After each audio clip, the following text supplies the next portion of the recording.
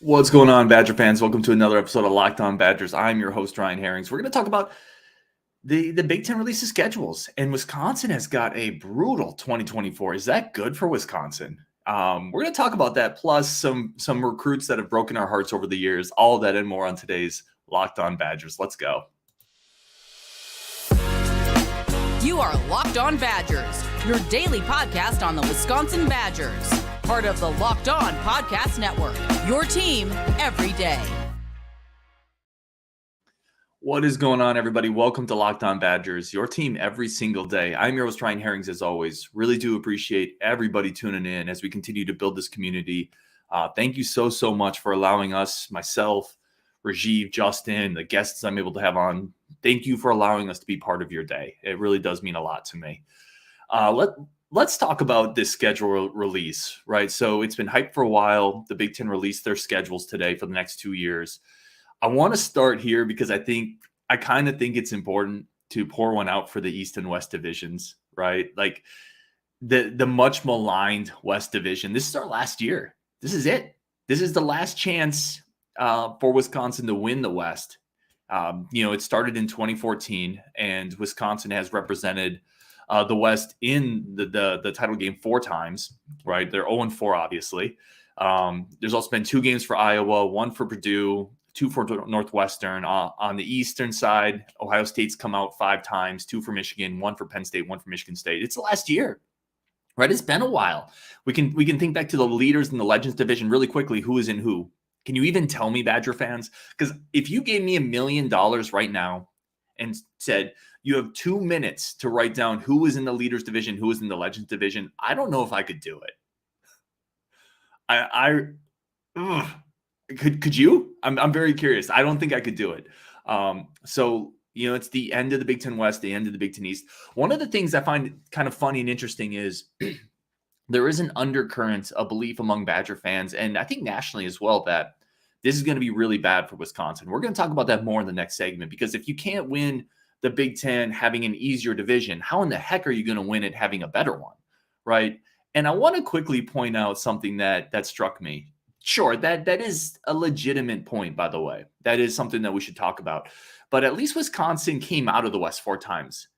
Minnesota never even came out of the West, right? So for all the talk about how are you going to win the Big Ten when, you couldn't do it coming out of the West, at least we got out of the West. What are you thinking as a Minnesota fan? You couldn't even get out of the West, and now the Big Ten's about to get a lot harder. Yeah, you're not winning any titles in Minnesota. Like, you couldn't do it. You had this last 8-year period with the East and the West, with Paul Chryst on the decline, with an Iowa offense that couldn't score, with Pat Fitzgerald having the 2 worst years of his career back to back. This was your chance, PJ. That was it. It's gone, right? So I think that's funny. Like, at least Wisconsin has come out of the West.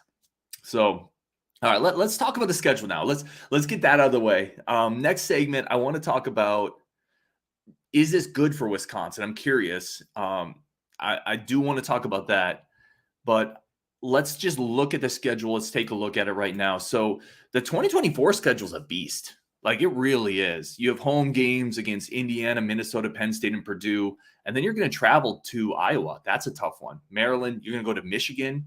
Listen, playing at Nebraska is not easy. Then you're going to go to USC as well. Plus, you have a home game against Alabama. So you're going to play Alabama, Penn State, Michigan. That's tough, man. That is tough. So is that good? I think it's great for the fans, right? I think as a fan, it's great. I'm not sure if it's good or not for Wisconsin. Again, I want to talk about that more. And then in 2025, the schedule's a little bit easier. The home slate gets a lot better in 2025. It's always easier to play games at home, obviously. In 2025, you're going to have home games against, let me pull it up here, Illinois, Iowa, Michigan State. You're going to get Ohio State and USC in the camp. How great is that?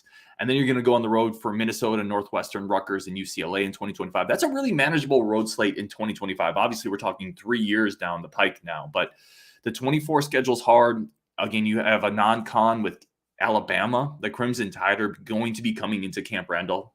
Again, that's going to be an incredible environment. I think it's week 3. We should get together for that one, Locked On Badgers fam. But Yeah, the 24 is a bear. Let's get into some of your comments here. And I'm just curious where everybody's at with this schedule. And I think for a long time, Wisconsin fans have asked for a harder schedule. We want to play. It's gotten a little old playing a schedule with 7 teams that don't really juice you up and maybe one good home game a year. And now you have better schedules coming. Do you want that? Now that you got that, are you happy with it? Let's talk about it. Pavel Strayluck says, cancel the Bama game. See, this is what I'm saying. Do you actually want the harder schedule? And listen, before anybody jumps down Pavel's neck on this, like there is an idea that as long as you win easy games, you're going to be in the playoffs. Playing harder non-conference games probably doesn't really help you, even though it's awesome, right? No, winning that game would be great, but you're probably not beating Bama. So does that actually help you? I don't know. It's interesting. Dom S says, don't cancel the Bama game. But we sure didn't get any favors, that's for sure. Yeah, this schedule is hard. Again, the 24 schedule is hard. And listen, schedules are always a little give and take. The 25 schedule is easier than the 24 schedule. But if you look who Nebraska has in 2024, they miss, I think, USC, Ohio State, Michigan. I think the only blue blood they have on their schedule is Penn State, whereas Wisconsin's got 4 blue bloods, right? So Nebraska, if you're looking at Nebraska, you better make hay in 2024 because as schedules are never created equal, right? That's the other thing with football. Schedules are never created equal. So you better make hay when you have an easy one. Nebraska's 2024 schedule is pretty easy. Wisconsin's 2024 schedule is not. So if you're Matt Rule, you're circling 2024. Dylan says, what's up, Dylan? This is what we asked for. Let's go. See, I love that. Yeah, let's get them. Let's go. I can't tell you how tired I am of and I watch every game. I lay out my wings, right? I have my IPAs. I sit 4 inches from the TV like an idiot because I can't stand being too far away. And I get hyped up and jazzed up for every Purdue, Northwestern, Maryland, Rutgers, Illinois game. I do. But I would like better matchups. So I'm excited for this. But I totally get the idea if you're not. I get it. Ethan Hanunza says, I say let's play Bama. We won't make the playoffs that year, but definitely will be ranked 12 with a loss. So that's really an important point. And I wanted to bring that up, Ethan. The 12-team playoff is coming. This is the other thing we need to examine and think about, right? The 12-team playoff is coming. This is not a 4-team race anymore. If you think back to last year, Utah finished 10th and they had 4 losses. So there is an aspect of this. You are now allowed to lose 2 or 3 games with a tough schedule and get into the playoffs. So now strength of schedule might actually play a part. Whereas previously it felt like win-loss was the ultimate barometer and strength of schedule is just kind of considered when convenient. Right now, going to a 12-team playoff, a strength of schedule component where you played in Alabama, Ohio State, USC, Michigan, let's say you split those. Let's say you split those 4 blue bloods, right? You win the games you should. You finish the season with 2 losses, but they're to a USC and Ohio State. You're going to the playoffs as Wisconsin, probably, right? They're taking the top 12. Now, it's never going to be as simple as that because there's going to be, when we get to that point, people rank teams in the past knowing that only the top 4 really mattered. So it's going to be a little more complicated now, but you can lose games now is what I'm saying. So maybe a tougher schedule is worth it. I don't know. It's interesting. Road 84 says, love the schedule. Road's awesome. He's got his own podcast, man. Go check it out. I've had him on the show. If it's Lucas, if it's who I'm thinking of. Yeah, and I love the schedule too, honestly. That's why I'm at as well. Steve Mitchell says, better enjoy this year's schedule. Yeah, see, that's the thing, right? A harder schedule means you're going to lose more games probably. Is that what people want? Again, I'll keep throwing that out there because I can only speak for myself. I'm not sure if that's what people want. I'm not sure if it's better for Wisconsin. Paul Reardon says, we'll find out quickly where they stand. Yeah, Fickell's got 1 year to kind of get the legs under the program, right? Make no mistake. For all the optimism, for all the fan excitement for the program, there has been a ton of upheaval and work needs to be done to get this program on solid footing. And yeah, you have 1 year to do it because next year, if you're not ready, you're going to lose 5-6 games. I think they'll be ready, right? I think that's why you make Luke Fickell the coach of Wisconsin. That's why you poach him from Cincinnati. He's a playoff coach. I think they will be ready, but let's just say if you weren't, yeah, next year would be a tough one. Let's keep going here. Dylan says, my only issue is why do we have to go to USC and then UCLA next year? Well, I think it's just hard to schedule out all these games to make it perfectly even, Dylan. But USC is coming to Madison in 2025. And honestly, this gives you two opportunities to get to California to watch the Badgers play USC and UCLA. And there are worse places you could road trip to. I know that's going to be expensive and not everyone's going to be able to swing it, but I don't know if I'll be able to swing it, but those are road venues worthwhile. So I would say that. All right, let's take a very quick break here. A bunch more of your comments coming up. We're going to continue talking about, is this good for Wisconsin? Is a tougher schedule good for Wisconsin? Is the demolishing of the East and West divisions good for Wisconsin? And then we're also going to talk about the recruits that broke our hearts over the years. All that and more in today's Locked On Badgers. But first, a very quick break for our friends of the show over at Birddogs. And I've talked a lot about Birddogs, right? I've talked, I wouldn't even say embarrassingly, like I am who I am. But I did get confused as a homeless person getting breakfast. A lady came up to me and said, "Hey, it's going to get better. You're going to be all right." And it's partially because I wasn't wearing my Birddogs. My Birddogs make me look like a not homeless person. I probably had my beard kind of coming out at the time. I probably had my hoodie on that I painted. Listen, it's clean, but there's paint stains. My car's paid off, so it's not the prettiest beast on the road. But my Birddogs class it up. I've never been mistaken as a homeless guy with my Birddogs. And listen, that's something. It's not nothing, but it's something. My wife enjoys the fact that her husband doesn't look like a homeless guy meandering down the road to go get his breakfast burrito. So go to birddogs.com/lockedoncollege. Use LockedOnCollege for a free tumbler with every purchase. Don't get confused as a homeless guy like I did. Is that something that happens to other people? Like, is that just me? I don't know. I have all sorts of things that just seem to happen to me. Like I've been carjacked. I like all sorts of things. And I think the longer I live in this planet, the more I think some of these things just happen to me. But long story short, Birddogs make you look not homeless like me. So birddogs.com/lockedoncollege. Use code LockedOnCollege for a free tumbler with every purchase. All right, let's keep going here. I definitely want to, again, say thank you to everybody tuning into the show. Y'all are amazing and incredible, and I cannot thank you enough for allowing me to be a small part of your day as we continue to talk about the Wisconsin Badgers every single day. All right, let's keep talking. Is this good for Wisconsin? I want to give my take on this because I've shifted. And by the way, I think one of the things in life that's important is to not be so stubborn that you never allow your views or your opinions to alter in one way or the other, right? Like always be open to new ideas and thoughts. And I think we get smarter that way, and it allows us to discuss things with other people without getting angry at them. I think we need more of that in this world. So where I'm going with this is originally I thought the Big Ten East and West thing was legendary, not to use a legends and leaders reference, but I thought it was great for Wisconsin. I thought we missed the big dogs. It gave us an easy road to the conference championship game. And I acknowledge the fact that we're not playing the sexiest teams and it's kind of boring at times, but I said, we're going to be able to get pretty unscathed through the regular season and get to the Big Ten title game every other year, every third year, pretty easily. And for a while it seemed to work. And I was like, okay, yeah, this is working. And then I kind of realized it doesn't really matter because we're not good enough, right? And we don't have to be good enough because we play in the West. And even when we make it to the title game, which we never won, people still kind of shot down the season Wisconsin had because, well, you played in the West. I think that perception weighed heavier than Wisconsin fans realized. I think it impacted recruiting. I think it impacted a lot of things about the program. It was looked upon as a small division with teams that couldn't compete. And I think ultimately that's not great for the program. I think you don't want to be in a situation where, you're considered a second tier division, because I do think that impacts fan apathy. I think it impacts resources diverted to the program. I think if you don't have to spend as much and work as hard to still get to a spot, you'll end up doing that. And if you end up doing that, when you get to the title game, you're going to get boat raced. You're going to get slaughtered. You're going to get beat. You're never going to beat Ohio State because you never had to raise the level of the program. So I think it's better for Wisconsin. Let's be honest. It's been going on for a decade, and Wisconsin hasn't won a Big Ten title. So has it really been great for Wisconsin? I don't think so. No Big Ten West team has won a title. So has it been great for anybody in the Big Ten West? No, it hasn't been.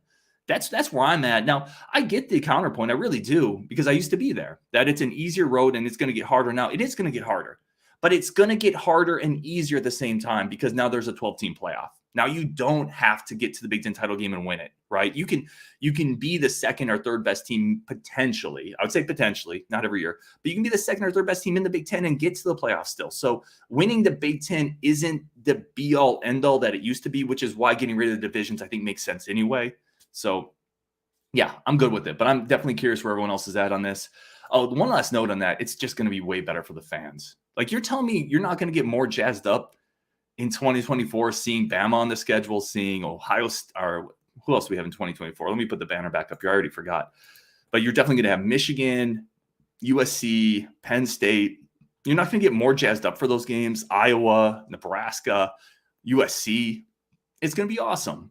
It's going to be absolutely awesome as a fan for these big-time matchups. They're going to be at primetime slots, a lot of viewership. The major networks will be talking about them. We have Luke Fickell, who I think is a big game type coach. I'm all about it. All right, let's jump into some comments here. We definitely need to get to some of you guys here. And I apologize again that I haven't got to all of them yet. Let's see. Where did I leave off here? I see. P says Fickell will compete with OSU. I think so. We're not going to be the level of program that Ohio State is, but I sure think that we're going to start looking like we belong in the field with them, which we have not in the last couple of years, right? That's all I really want. I want to be able to compete with the best programs and look like we deserve to be on the field with them. And, that's really where I'm at. And I think Fickell will get us there. Bo Dragon says Alabama plays an SEC schedule and they don't cry about it. Yeah, that's a perfectly valid point. I agree. TJZK says big boy ball from 2024 on. Yeah, and it's not just for Wisconsin, right? All the teams in the Big Ten, when USC and UCLA come on board, and the bar gets raised for everybody. So I think Wisconsin got ahead of the curve with Luke Fickell and Chris McIntosh, which I love. And I'm ready for it. I really am. I'm really ready for this new chapter and this new challenge of Wisconsin football. Chris McIntyre says you're going to get some major TV time, though. Yeah, and you know what comes with that, by the way? That's a great point, Chris. Thank you for jumping in the show. What comes with that is more opportunities for huge recruiting games, right? You're going to have more charged up environments, which are going to be easier to land recruits with. Recruits, listen, I've had a couple different guys on the show that would know this better than I would. I've talked about this with Brian Jordan. Brian Smith, sorry. We talked about this with a couple people. Game day environment isn't as big of a deal as fans think it is when it comes to recruiting, but it also isn't nothing, right? And you're going to have a much better home slate of games now to be able to sell to recruits, which I think is exciting. Bo Dragon, oh, yeah, exactly. You don't win recruits beating up against Platteville. I 100% agree, Bo. 100% agree. Victor Jones says too many of the good games are on the road. In 2024, the road games are the slate. In 2025, that flips. I think your 2025 slate is much better, but you're right. In 2024, most of the good games are on the road. You do get Penn State in Camp Randall, which is certainly a great game to have in Camp Randall. TJZK says this is awesome. See where you stand. Absolutely. Dylan says Wisconsin is at USC. They don't come to the camp. I think in 2025, USC comes to the camp. Dylan, correct me if I'm wrong. I could be wrong on that, but I think we go to USC in 2024 and USC comes to Camp Randall in 2025, I believe. CJ Abbott says strength of schedule is good and will pay dividends at the end of the year. Yeah, I think so. Especially with a 12-team schedule. Again, I think that's where the strength of schedule is really going to impact Wisconsin and all the teams in the Big Ten. Everybody's strength of schedule gets better, right, when you bring in a USC and a UCLA. Everybody does. And I think that's only going to help when a 12-team playoff is now here. Let's see. Due North Badger 715. Great area code, by the way. We've talked about this. Everybody can see my Cumberland basketball jersey behind me. That's actually my practice jersey, by the way. If Coach Skinner is listening, I probably wasn't supposed to take that. But he says it's easier to recruit when you're playing primetime teams. I agree. These players want to be showcased. Yep, I agree. So there's a ton of comments here, guys. I'm probably going to wrap a lot of these up into a future show where I'll just kind of react to all those as well. I always try to get all these comments in here. Victor Jones says recruits want elite schedules. I think all that helps. And it's all combined together, right? Elite schedules allow you to sell the opportunity to play against marquee opponents.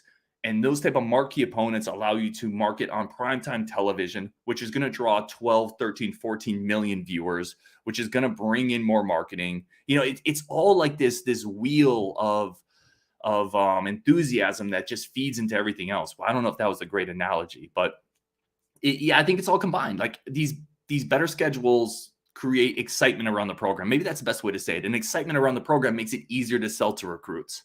So I'm all there with you guys on this. All right, we're going to take a quick break. Then we're going to talk about some of the recruits that have broken our hearts over time. Continue taking some more of your comments. I appreciate everybody being here on what night is that? Is that Thursday night? I appreciate everybody being here on a Thursday night to talk Badgers. A very quick break for our friends of the show.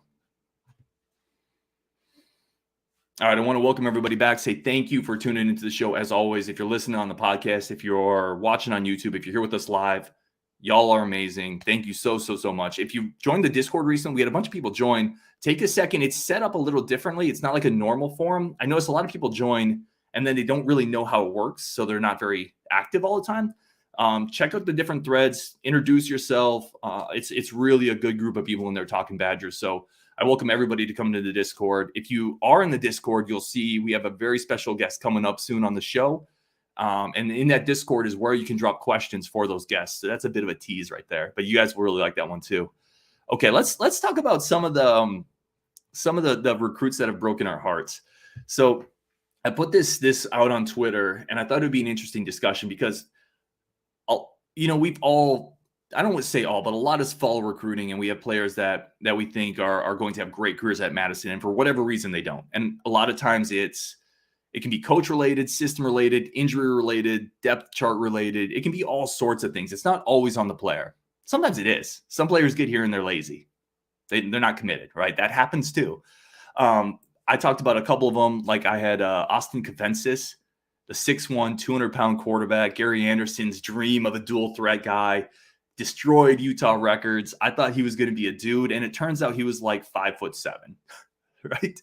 It turns out like he was not 6'1". It turns out he was very small. And yeah, I was wrong on that one. My other one was Arrington Farrar, a 4-star player, had offers from Notre Dame, big safety, and they could just never figure out where to put him. Was he a linebacker or a safety? It just never worked out. I'm going to put a couple of the other ones we had. So people had some really good ones. This is from Pizzle. I was very excited about the running back Jordan Stevenson, the 4-star speedster. He couldn't make it in, and he went to Nebraska. Pizzle, thank you for the comment, my friend. You're in the Discord, which I love.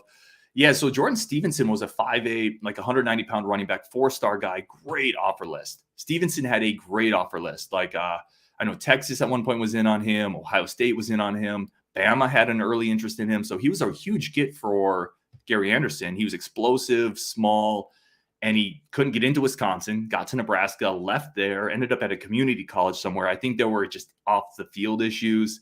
But yeah, he was one a lot of people were excited about. This one's from ZB75, also from the Discord. He was throwing in DJ Gillins and Jaden Gault. I remember watching Jaden play at Monona Grove and thinking this dude's going to be all Big Ten. Yeah, so DJ Gillins, man, there's a lot of Gary Anderson on this recruits that broke our hearts list. DJ Gillins was again in the midst. Let's jump into the Badgers time machine, right, and punch in the Gary Anderson era.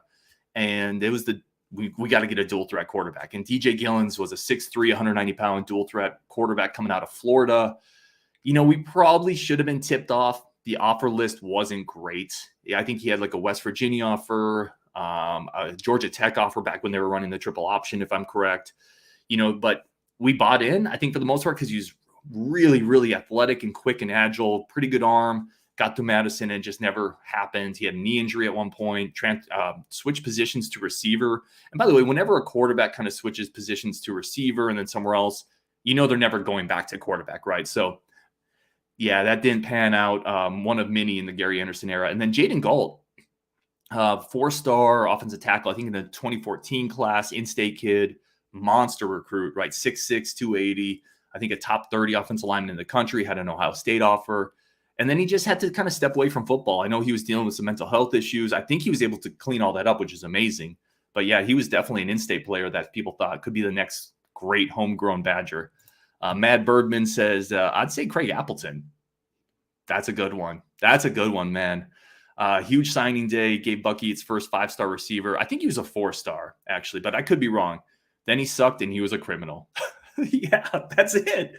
Then he sucked. I don't even think he sucked, man. I mean, I remember vividly. So, and for the psychos out there, and I say that in a loving way because not everybody lives and dies Badger football like a lot of the people in this community do. And there's no wrong or right on that, by the way. I love all levels of Badger fandom involvement, right? There's no right or wrong. But I remember watching a spring practice, I think it was, and Appleton caught like a crossing pass for 25 yards. And, he was like 6'3", 3, and I'm just like, this dude looks the part. He looks like Al Toon. I mean, and then it turns out he's a criminal. Yeah. Also, if you've been following the Craig Appleton saga, several years ago, he was charged for murder in East St. Louis. So that one didn't work. Blake Nelson throws in Graham Mertz. Yeah, Mertz is an obvious one here. That one goes without saying. And he also says DJ Gillins. He attended my graduation party and is just a great human. Thanks, Blake. That's awesome. That's very cool. Chris Tukey says Vontae Jackson. Yeah, not as hyped as some of the others, but prior to darn injuries was supposed to be special. So for those that don't know, maybe younger or just weren't as much into recruiting, Vontae Jackson went to the same school as Melvin Gordon. And a lot of people thought the two had a similar level of talent. Now, you could debate that, but Vontae Jackson was explosive and incredible in high school, 4-star running back, and then he tore his knee up 3 times. Like, it's just heartbreaking, but he was supposed to be the next guy, like the next dude. And just sometimes injuries just happen, and it's really unfortunate, but that is football. Bo Dragon says Tanner McAvoy. I don't know that one. McAvoy ended up being a great safety for us, Bo. That one, yeah. Unless you were planning on him being a quarterback, he ended up being a great safety for us. Or maybe great's too much, but a really good safety. CJ Abbott says Logan Brown. Yeah, that's a great one. 5-star offensive lineman. Out of state too. How often do you land an out-of-state 5-star player? And that just never, kind of some injury problems, obviously. I don't think, if you look back at our offensive line the last several years, you could say coaching development has been a bit of an issue, and you got to wonder if that played into Logan, but certainly didn't seem to move his feet great, had some injury issues, had a shoulder injury as soon as he got to campus, missed an entire year. Yeah, so that hurts. P says, Mertz for me, total snake oil salesman. Okay. Well, listen, I don't know. I guess I don't know. But certainly Mertz from a recruit breaking your heart standpoint is true. I always felt like he was pretty accountable, but certainly that could be a facade. I don't know the guy. He's down in Florida right now, so we'll see how that goes this year. That's going to be an adjustment facing those defenses. Zach Bart says, I'd say DJ Gillins and Jaden Gault, my heartbreakers. John Berger also comes in with Graham Mertz. Pavel Strellick, going back to the scheduling question we had earlier, it'll force Wisconsin to be better, which is positive. Yeah, I agree. Victor Jones says Crenwick Sanders. Yes, that's a great one. That's another guy that I was really excited about, part of that big receiver group that Gary Anderson brought in that also featured Darian Watkins. You remember him? He was a 4-star player who came to campus and then disappeared, right? Left and just they couldn't get him back. Had Natrell Jamerson who went to safety. There was a couple other guys. George Rushing was in that group. I think there was one other one. But yeah, Crenwick was supposed to be kind of the crown jewel of that receiver group and came in, was never able to make an impact. He has a really interesting kind of career arc too, because if you remember, so Crenwick transferred to a lower school, and in his college career, he has 1 reception, I believe. I looked this up. He has 1 reception, which is like an 80-yard touchdown against Georgia. And that's all he ever did. It's absolutely mind-blowing that would be your one stat, right? Like an 80-yard touchdown against Georgia. Let's keep going here. Let's see if anybody else. Due North Badgers, last commit, recruits that have broken our hearts. People often forget Josh Oglesby. Oglesby is interesting because, so we're talking a 5-star offensive lineman, in-state kid, huge upside. And then he had a bunch of injury problems. But he came back and played pretty well as a senior. I believe he was honorable mention All Big Ten. I'd have to go look. Oh, here we go. Alien Space says Josh Oglesby was All Big Ten as a senior. I thought he was honorable mention. He ended up being an undrafted free agent with the Redskins. So I wouldn't say that's a failure of a recruit. Now, if you look at it through the lens of this is a 5-star player, and when you think of a 5-star player, you think of a guy who's going to be a 1st, 2nd, 3rd round pick. He's going to be a 2nd, 3rd team All-American. Sure, he didn't live up to those standards, but I think he came much closer than some of these other players we're listing and talking about. And you got to give him credit for battling through a myriad of injuries. Let's keep going. Bo Draken says Melvin Gordon just scored another touchdown in Nebraska. I love it. Guy says Kurt Phillips. That's a great one. Kurt Phillips, a 4-star quarterback coming out of Tennessee, dual threat guy, like Austin Kafentzis, but actually as his advertised height and weight, he was actually a real dual threat guy. And then he just, again, talking like Vontae Jackson, Kurt just tore his knee up, I think 3 times as well. And You know, when you're a dual threat guy and you lose half of your threats, you just became a half threat guy. And that's a problem in the Big Ten. So, yeah, but another guy you give credit for battling through a ton of injuries. Let's keep going here. Victor Jones talking about that receiver room. Yeah, Chris Jones was in the group and never showed up. It's true. That was a touted, very touted receiver group. Tom Nieses says, to be the best, you have to play the best. Fickell has to recruit well, and Collins has to get them stronger. This is what McIntosh wanted, and so did we. Let's make it happen. I agree with that. I'm just done. I'm just done playing a weak schedule and not achieving anything anyway, right? I guess the bigger point is you can fail playing a weak schedule.